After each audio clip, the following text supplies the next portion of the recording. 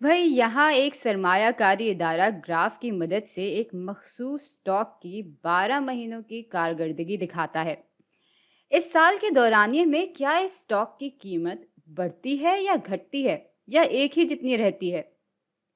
तो x axis में हमारे पास महीने हैं और वाई एक्सिस में हमारे पास स्टॉक की कीमत है। तो जुलाई में इस स्टॉक की कीमत 10,000 थी।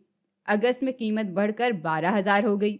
सितंबर में कीमत बढ़ी नहीं बल्कि घट गई और तकरीबन 11,000 हो गई। और आगे ये ग्राफ इसी तरह बढ़ता जा रहा है। तो इस किस्म के ग्राफ को हम लकीरी ग्राफ या लाइन ग्राफ कहते हैं।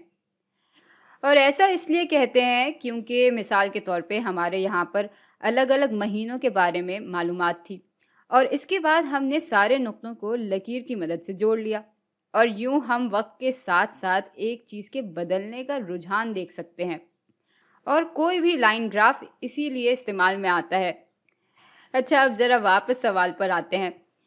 तो यहाँ कीमत बढ़ी, यहाँ कम हुई, फिर 2 महीने कीमत बढ़ी, फिर वापस कम हुई, फिर अगले 2 महीने कीमत बढ़ी और इसके अगले महीने कीमत बहुत ज़्यादा बढ़ गई। फिर मार्च से अप्रैल में कीमत घटी और इसके बाद अगले 2 महीने में कीमत फिर से बढ़ गई। तो हर महीने के हिसाब से कीमत बढ़ती भी है और घटती भी है। लेकिन अगर हम एक साल के दौरानिए में देखें तो साल के शुरू में इसकी कीमत 10,000 थी और साल के आखिर में तकरीबन इसकी कीमत 17,000 हो गई। यानी इस ग्राफ का रुझान या ट्रेंड ऊपर की तरफ है। तो हम यकीन से कह सकते हैं कि एक साल के दौरानिए में इस स्टॉक की कीमत बढ़ी है।